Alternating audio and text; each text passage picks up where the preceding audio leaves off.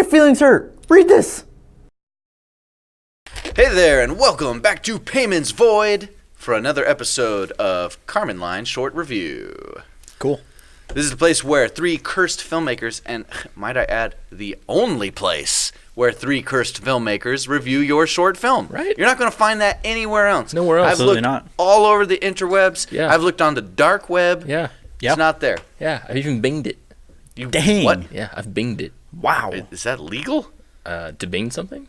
Ooh. Yeah. I'm glad we're not on Bing, to be yeah. honest. Have you ever binged yourself? Dude, who hasn't binged themselves?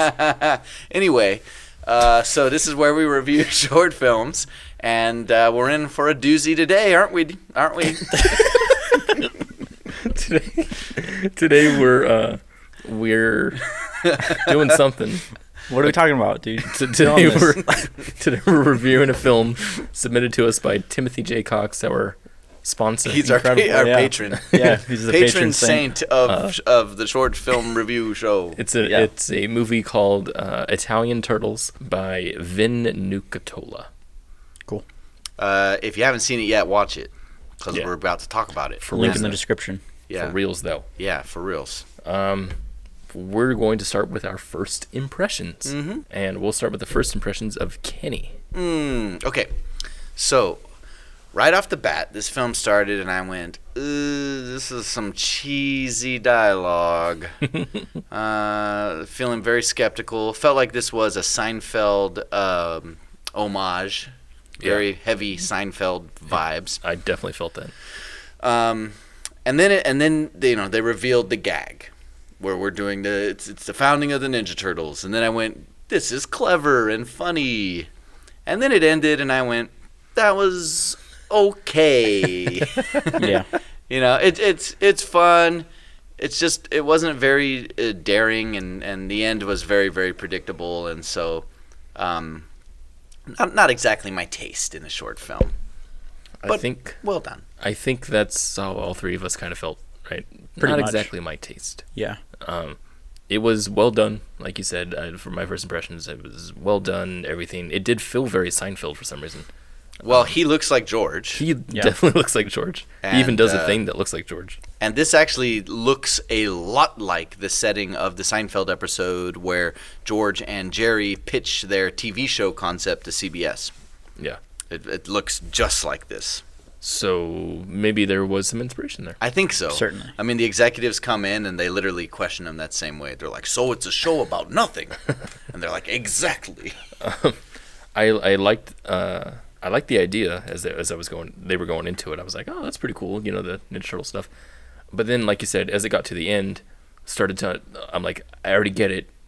Now it feels like an obligation now just to say the things that you're gonna say, which are, okay, well, what did we make them? What if they ate pizza? And then what's the song? Yeah. Yeah, we just knew where we were going, Right. So it became kind of pointless.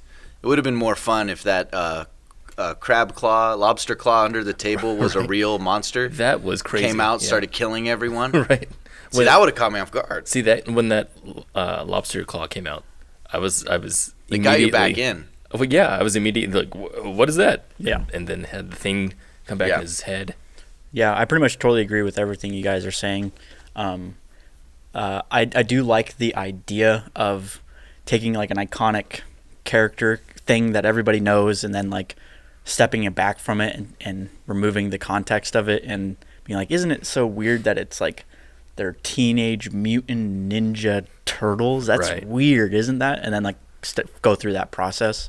That's a funny idea, but it the way the film plays out and the tone of the film is just not quite my taste, as we said.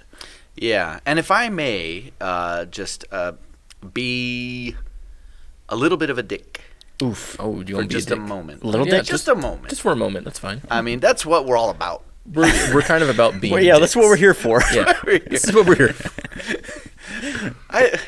Go ahead. It's a Yeah. safe space for that. Yeah, Kind of thing. Okay. This wait, is wait. this. So this is the context here is this is going to be a dick.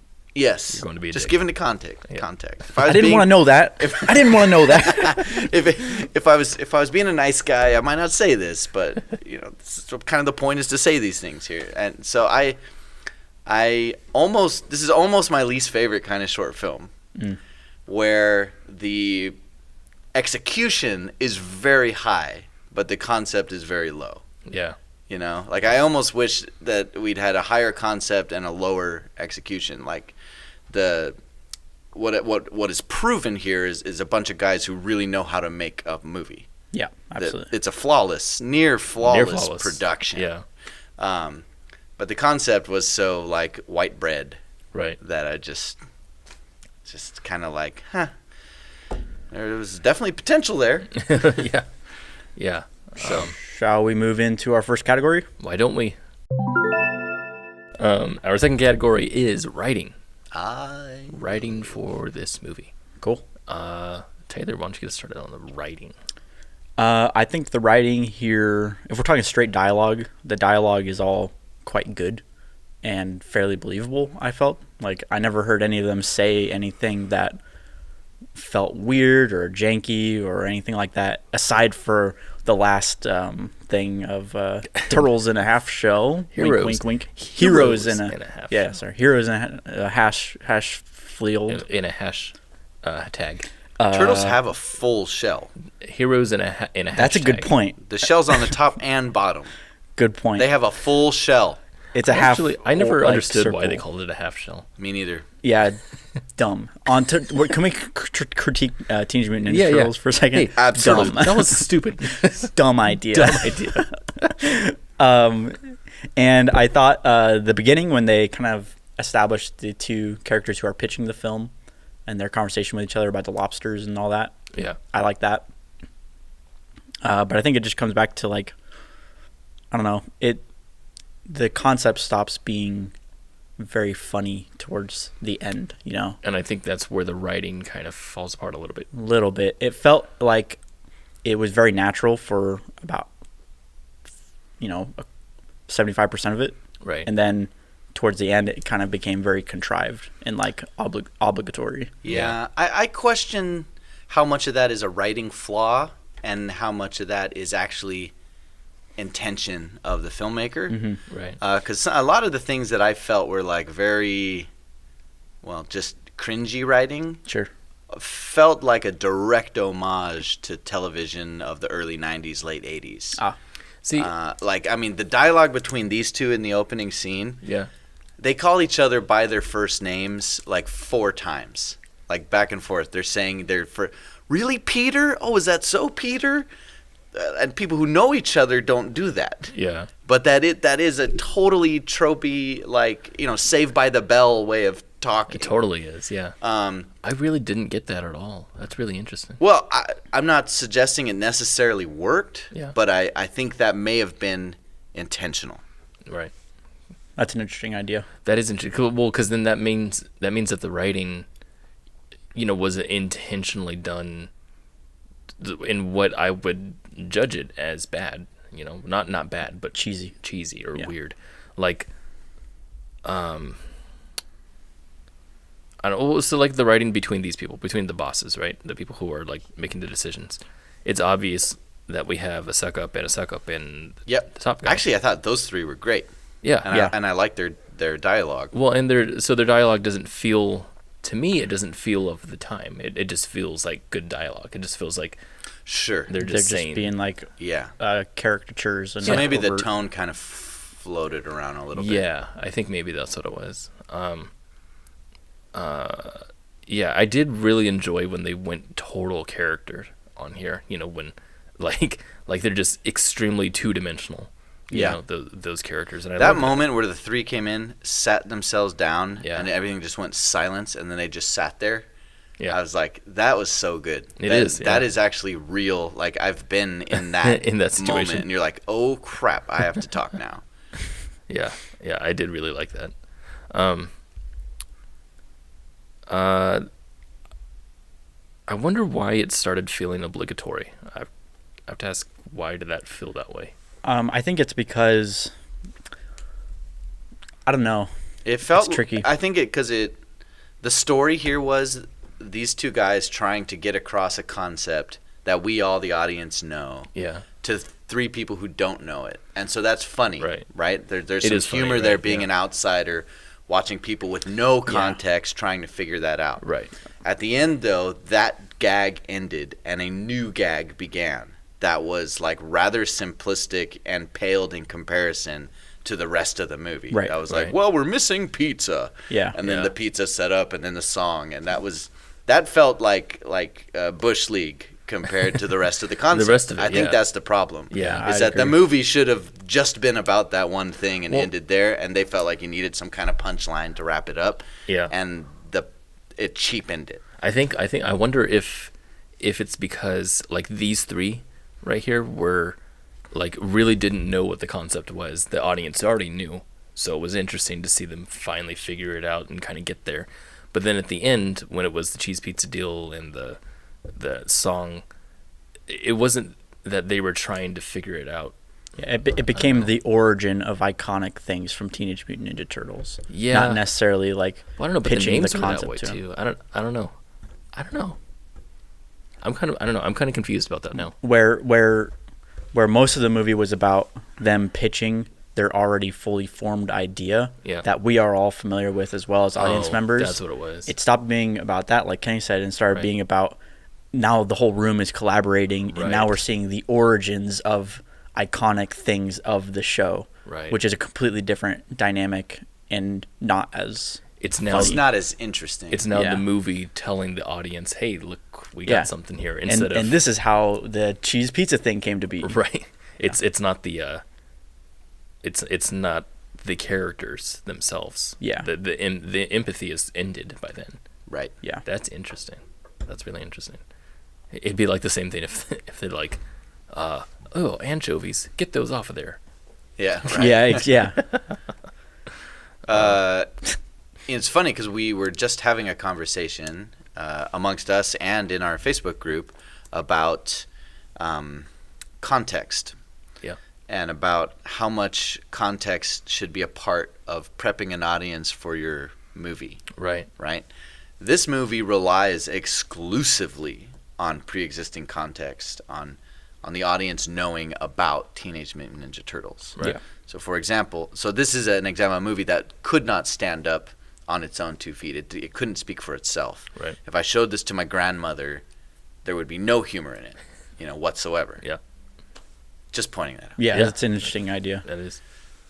In fact, and not that there's anything wrong with making that kind of film, and I think this sort of film can be very, very funny, and 2/3 of this film was very funny.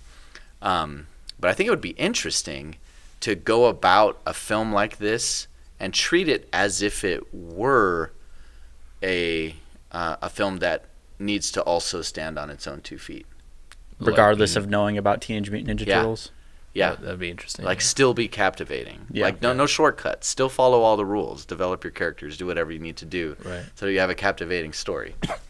That would make it far more interesting, I think. I think it was. I don't know be if that harder. would work out or just be catastrophic. But Might be catastrophic. I think it would be an interesting experiment. It'd be an Yeah. interesting 'Cause experiment. my first thought about that would be like, would it be annoying to tell people about Teenage Mutant Ninja Turtles who already know about Teenage Mutant Ninja Turtles? Right. Yeah. Yeah, I don't know. Not to harp on and I on don't know. about an No, idea but and could make be a it. disaster. You know what? The empathy This would be this there. show should be all about this idea now.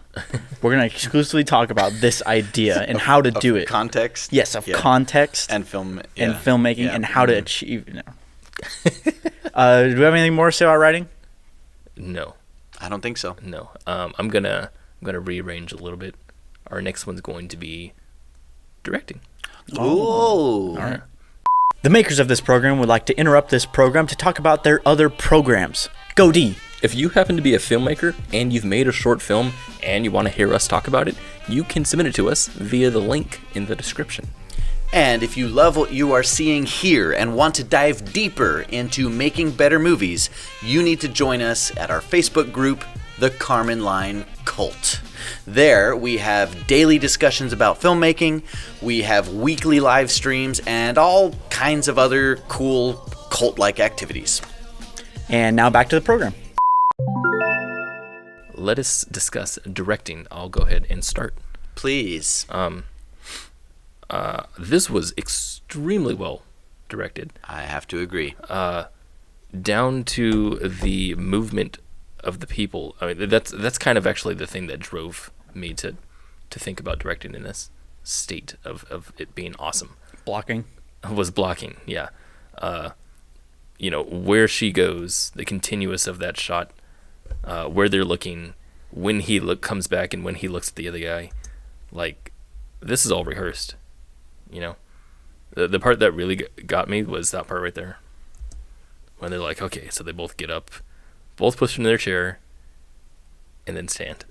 Yeah, again, you're seeing lots of things that don't happen on accident. Yeah, and there's a strong director here. These are really easy to, like, as a beginning filmmaker, to look at and be like, oh yeah, those guys just know what they're doing. But no, that's really well rehearsed. You start out with a blank slate, and you might bring some of your own preconventions there with you. Like, the people there may have thought, maybe we should get up at the same time, but this is rehearsed. Yeah. Yeah, absolutely. It is easy to like forget how nuanced directing can be, and something as simple as getting up out of a chair might be like you just like, oh, that goes without saying, right? But you have to say those things like on set. You have to be explicit. No, play about forward that. to the next scene. It was before, just before this, when the three come in. Exactly. Yeah. When these three come in, it is with power. Right. Right. Like, boom, cavalry's here, and the boss is last. Yeah. And then right in the middle. Like, Same time. almost synchronized, they sit down, and then they all just go, okay, here we go. Let's talk. Right. That doesn't happen by accident. No. And honestly, really, really good, well-trained actors, they don't bring blocking to the set. Right. They were ready to be directed. Yeah. Right. They're expecting to be told what to do. Yes. Yeah, that's part of the process. So when a production flows like this, it just can't happen without good directing. So, yeah. And I find directing is one of those things, you look at it and you can just tell it's either good or bad. Kind of, yeah. There's often not a lot to say about it other than that. Sometimes it's hard like, to nope, spot. You too. worked. This worked. Right. It is hard to spot sometimes. Yeah. If it's a dialogue heavy movie, for example, it can be hard to tell where the director stepped in and said, "Don't say it that way. Say it this way." Right. And and also the role of a director can be fairly malleable depending on the production. Right. I gotta say, I don't particularly love the VHS look because I'm tired of it. I'm tired of the VHS look ever since Kung Fury. With these green tones all over the place. The chromatic aberrations. Not a fan. Just because it's done so much, and I'm tired of it. I don't want to look at it anymore. I'm done. I get it. I'm done. But okay. So there's two halves to that. Yes, it's become cliche, it's overdone, and I'm done with it too. The other side of the coin is it's obviously what they were trying to accomplish, and in that sense, they did it perfectly. Sure. That's why I liked it, because they did it well. Because you could tell they did it well. Yeah. And they avoided the temptation to have like a rolling tracking bar. Like some people just overdo it. Yeah. It is a little subtler, which I guess I appreciate. Yeah. I guess. They didn't go for the 4:3 aspect ratio. No, they didn't. Yeah. I wonder if that was intended or not. You know what it makes me think when I see this though is like it makes me think about the camera. Like, where does the camera exist? Where does it exist? Or like why? Like, why is it VHS like tape? that? Yeah. Is it just because it's in the 80s? Well, see, now I wonder if that's what you're picking up on, because like for example, Stranger Things, right, is an 80s thing, but it's not filmed like it's VHS tape. Yeah. Yeah. Yeah, I actually wonder if this would have been more captivating if it had just had sort of a, grounded, sort of real feeling modern look. Right, like modern filmmaking. Yeah. That would be interesting. I think that actually would have helped. Like, yeah. It could for empathy. Yeah. Yeah. For the sake of building connection to the characters. I think maybe what they might have been thinking was grounding it in a period and doing that without much budget, So it's like, what can you do to ground it? Well, dude, they nailed the Sounds hair. like you're talking about production there. I mean... production. Oh, that's one of our topics. Well, hey, why don't we just jump into that? Okay. All right. More praise. Great production. Great production. Yeah. Yep. Guess we're done. Okay. No, okay, no, but they nailed the hair. They Yeah. nailed the costumes. Her hair was freaking funny. They're using a timeless, like a completely timeless boardroom here, Yeah. right? They've looked the same Her hair is forever. awesome. And the bushes too. Like the plants. Oh, they're great. I love those Oh, and plants. Tim's glasses. Tim's glasses are the Everyone had those greatest of all giant time. lenses Yeah. back then, so And that the, works. The brown suit. Yeah, Yeah. that's all really well done. Yeah, her hair is like just like The TV. Yeah. whatever her name is, Lorraine in Seinfeld. I was thinking of the girls in what was that movie? Working Girl. How about Marcia Clark from the O.J. Simpson trial? There you go. Yeah, She looks just like Marcia Clark. she does. That's funny. Yeah. I don't know. That looks a little modern right there. I don't know about that. Oh yeah. Ooh. Ooh, what period's that Sharpie from? Is that a Sharpie? I don't think Oh, it's not a Sharpie. No, it's a Oh. big. Oops. Yeah. No, it's a good. They nailed sound. Mm-hmm. There's a lot of lights in the room that I see reflections of and things, but I think they pull it off. Eastman and Laird's. That's That's them. characters Yeah. belonging to. Flawless production. Yep. It's really good. It is a great production. It's kind of like one of those things where it's like, the idea could be done, like, if you had $1 million to do the same idea with the same script, it wouldn't look much different. Yeah. And I always kind of like productions like that, where like That is nice. you can do your idea uncompromising without having to spend millions of dollars to get it done. Mhm. I really like that idea. Yeah. I think that's filmmaking at one of its most pure levels. Yeah. When you have an idea that complements what you have access to. Yeah, absolutely. And so even if, like you said, if you had millions of dollars, it'd still be just what you have access to. Yeah. That's great filmmaking. I'd bet most of these costumes came from a thrift store. Yeah. Yeah, absolutely. Most likely. Our next segment is Hey, performances. excuse me. That's his job. That's my Don't step job. on You do that? toes, dude. He gets very sensitive. My toes. I'm sorry, D. Get off my toes. D, I'm sorry. How long are your legs? Get off my toes. Okay. D, please. This next section is acting. Acting? Are you acting right now? I am, yeah. Oh. This next section is about performances and acting and whatnot. So, acting. Okay. Tim is awesome. Can Tim's I say always that? awesome. He is Yeah. so good. Tim is always good. fantastic. These three especially All three of them are great. had a great dynamic and chemistry between them, and so did our main two characters. Yeah. The main thing I would say again, they're well directed because you can tell they're all acting in the same space at the same time. That's a directing feat. They're talented actors who spent time together. That's what I'm gathering here. Is that rehearsal definitely happened. Yeah. Yeah. Definitely. That's directing, though. It's more directing than acting so much. That's why the performance was good. Performance was good. I don't was. know. It was. Great actors can give terrible performances. It happens. True. Yes. Very true. Not Tim, though. I've yet to see a bad performance from Tim. I think everyone was really good in this. A lot of times we get a lot of movies from Tim, and we've seen Tim in a lot of movies, and a lot of times we see that he tends to outshine a lot of his co-stars Yes. in terms of That talent. didn't really happen here. Didn't happen here. He was with his peers, it felt like. He was in it, yeah. amongst his equals. Yes, that's what it felt Maybe like. not quite equals. Maybe but not. close. Maybe not. But they all held their own. Yep. And I felt like they all had good chemistry, and all the performances seemed fairly dialed. Yeah.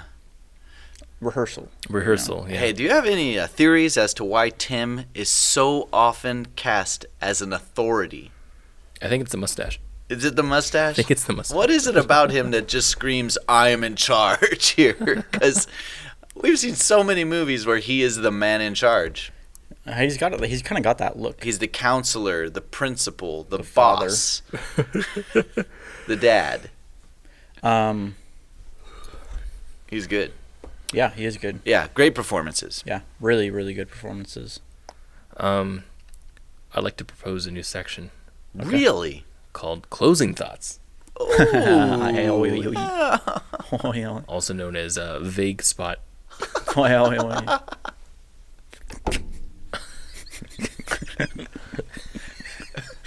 I thought you were being funny. Oh, no. I'm sorry. Closing Thoughts. Should we begin? Should we begin closing?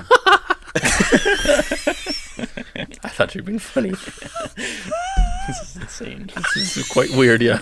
Oh, God. People know by now. You can't be in a void forever and not get a little. You know what I'm saying? What are you saying? What are you saying? Do you know? I don't know what the hell you're talking about. Oh my God. Delete it off. I feel like we would just... Delete it. You talk a big talk, but Yeah. can you do it? Can you walk the talk? No, Can you? this wasn't made for me. It was made for you guys. Oh, well, Yeah. I'll give a closing thought. Go. Okay. So, what can we say about Italian turtles? Okay, so let's move on to questions. So, Great segment, dude. yeah, love great segment. That was a bad idea. No, I'm glad this is live. Oh, that's right. We can edit it, right? No, we can't. You're telling me you're going to cut that out? That was a golden moment. It wasn't. I'm leaving it in. Silver moment. I'm leaving it in. I'm going to cut it out. Excuse me, guys. This is Go. the part of the program where we ask questions directly to the filmmaker, and we'd like to invite our entire audience to chime in and ask questions as well, especially if you think we missed something or are just dead wrong about everything we've said. We like trolling. We like threats of physical violence. Just bring it on, and we'll... And sexual violence.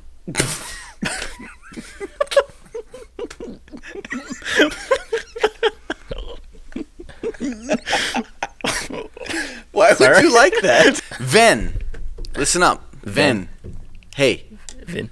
Vin. Vin. Vin. Vin. That's what I'm saying. Vin. Vin. Van. Please answer the questions. Just do us a solid, man. Answer these questions in the comments. Let us know what you thought about what we thought. Go, Kenny. All right. Can I ask a question? You can ask a question. All right. I'll let you. My first question is how long did it take you to shoot this? How big of a production was this? Was it a multi-day shoot? And what kind of challenges did you come across in executing it? Taylor. Okay, I want to know who your influences as a filmmaker are. Who influences you to make the movies you make? Bam. Good Taylor. question. Good Taylor question. is the one. Thanks. Me? Yeah. I'm the influence? You're the influence. What? You That's inspired insane. this kind of film. I want to know, this is a weird question. I want to know how much of the room you decorated and how much of the room you left the way it was. Did you pick this room because it was like super of the time, or did you make it of the time? That concludes another episode of Clarus. Karmanline short film review. Short Clisser. review show. Clisser. That was it. We did it.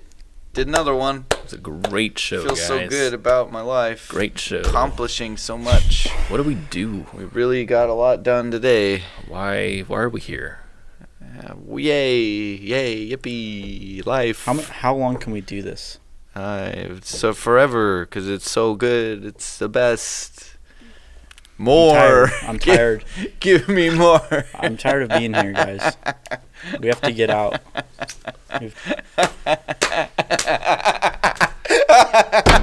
Okay, I'll just be over here. Oh my god.